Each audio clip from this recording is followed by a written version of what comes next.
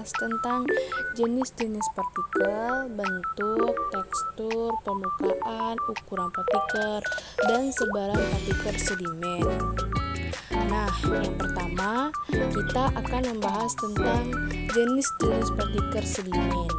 Istilah partikel digunakan untuk semua material sedimen, termasuk material yang ditransportasikan secara fisika sebagai material padat sebelum diendapkan. Jenis-jenis partikel sedimen. Partikel sedimen dapat dikelompokkan menjadi dua kelompok besar, yaitu yang pertama, pecahan padat dari endapan yang lebih tua. Yang kedua, partikel yang bukan merupakan pecahan padat dari endapan yang lebih tua. Pecahan padat dari endapan yang lebih tua. Semua partikel yang dieros sebagai partikel padat yang berasal dari daratan disebut partikel terigenius. Partikel terigenius terdiri dari dua kelompok, yaitu yang pertama material anorganik, yang kedua material organik atau carbonaceous. Partikel terigenius terlepas dari bantuan induknya disebabkan oleh beberapa proses antara lain. Yang pertama, pelapukan. Yang kedua, terjadinya bencana yang menimbulkan kerusakan. Yang ketiga, aktivitas glasial. Partikel terigenius anorganik. Sedimen terigenius anorganik terdiri dari material bantuan yang telah terlepas dan hasil perubahan kedua mineral clay dan dibentuk selama proses wet herring secara kimia. Sedimen terigenius anorganik terdiri dari yang pertama fragmen bantuan, yang kedua kuarsa, yang ketiga feldspar, yang keempat mineral-mineral berat, yang kelima lapisan silikat lades. Ini beberapa contoh dari sedimen terigenius anorganik. Partikel terigenius organik. Partikel-partikel bahan organik padat terdiri dari dua jenis, yaitu yang pertama, material padat yang mengandung bahan organik berasal dari formasi yang lebih tua. Yang kedua, detritus tanaman modern. Material padat yang mengandung bahan organik berasal dari formasi yang lebih tua meliputi yang pertama, hancuran batu bara bituminous. Yang kedua, intercite.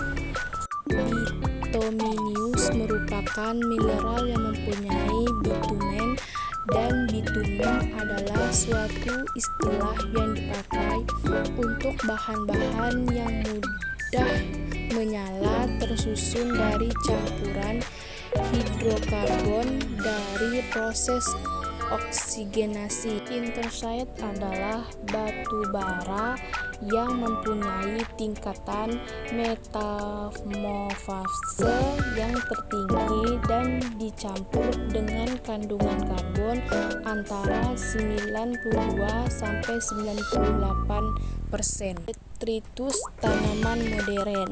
Tanaman-tanaman modern membentuk suatu penutup yang kontinu di daerah yang beriklim sedang. Jumlah daun yang gugur pada setiap musim banyak sekali. Umumnya tanaman tersebut menjadi lapisan humus, tetapi banyak juga daun-daun yang gugur itu menjadi bagian dari endapan yang ada di kolom, rawa, danau, sungai, dan laut.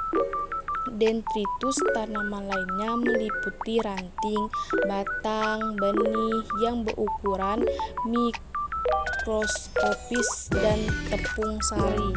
Partikel yang bukan merupakan pecahan padat dari endapan yang lebih tua. Partikel-partikel ini meliputi yang pertama, partikel-partikel piroklastik yang berasal dari letusan gunung. Yang kedua, partikel-partikel padat yang berkembang melalui proses biokimia dan kimia pada dasar perairan. 2. Bentuk partikel sedimen.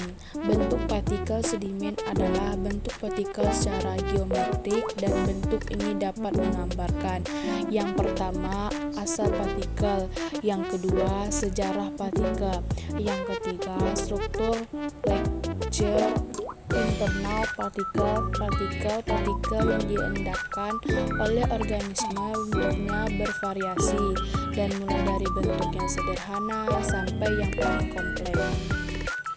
Kualitas informasi terhadap proses dapat diperoleh dari bentuk partikel-partikel ini. Kerikil yang mengalami proses turbulensi tinggi pada daerah pantai mempunyai bentuk bulat. Ada beberapa faktor menentukan perubahan partikel yang mengalami abrasi selama proses transportasi terjadi, yaitu yang pertama, bentuk awal suatu terlepas dari lapisan batuan. Yang kedua, komposisi.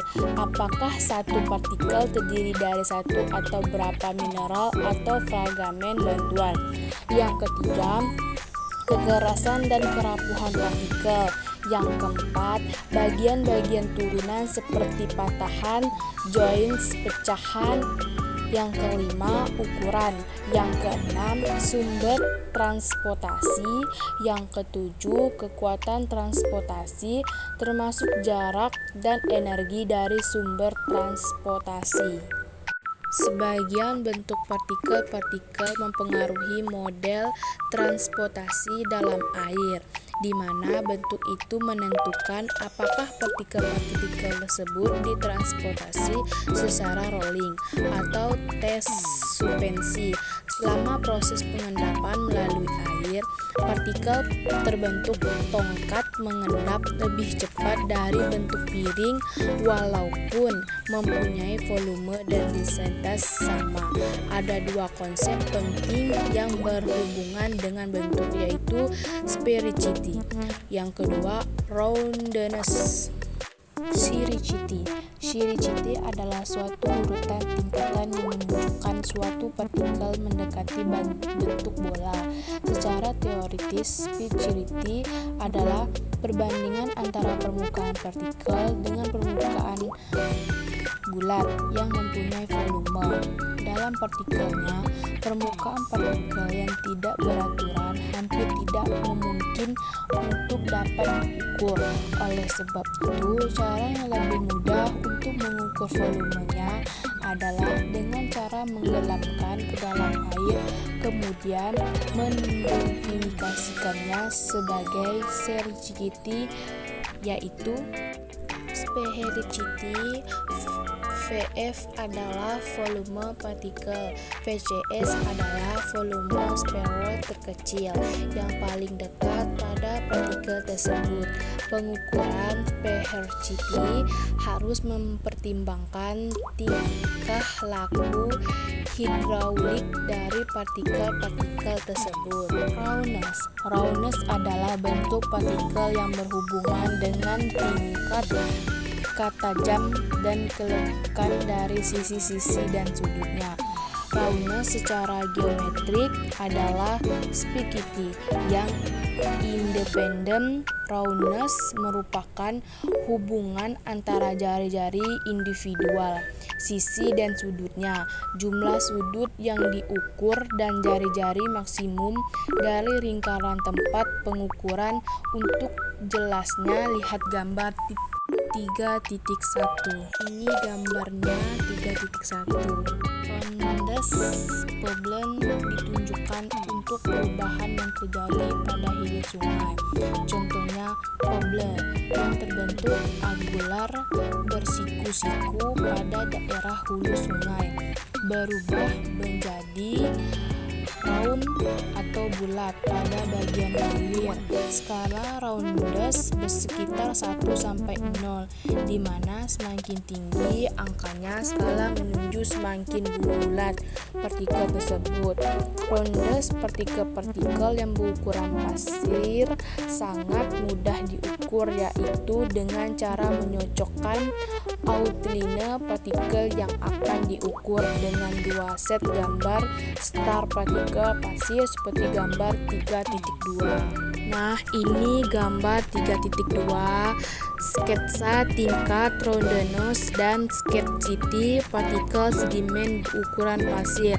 Roundness pada gambar 3.2 dapat dilihat bahwa masing-masing pasangan mempunyai scarcity yang berbeda, dan secara visual terdapat 6 kelas skala roundness, yaitu yang pertama fair angular, yang kedua angular, yang ketiga subangular,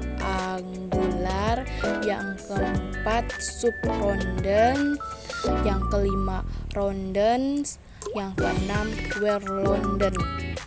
Angular adalah bentuk partikel-partikel sedimen yang menggambarkan tidak terjadinya abrasi atau abrasi terjadi dengan kekuatan yang kecil sekali terhadap sisi dan sudut partikel tersebut. Rounded partikel kuarsa yang berukuran pasir merupakan proses lambat yang tidak kelihatan atau rounding. Roundness berukuran dengan berukurannya ukur partikel pasir halus dan lembut cenderung dalam bentuk angular. Hasil perbandingan roundness pasir daerah pantai dan dune menunjukkan bahwa partikel daerah dune lebih roundness daripada. Perbedaan ini disebabkan oleh angin yang secara selektif memindah partikel pasir yang lebih bulat jauh dari daerah pantai. Oleh sebab itu, adanya perbedaan roundness lebih disebabkan oleh hasil sorting daripada hasil abrasi.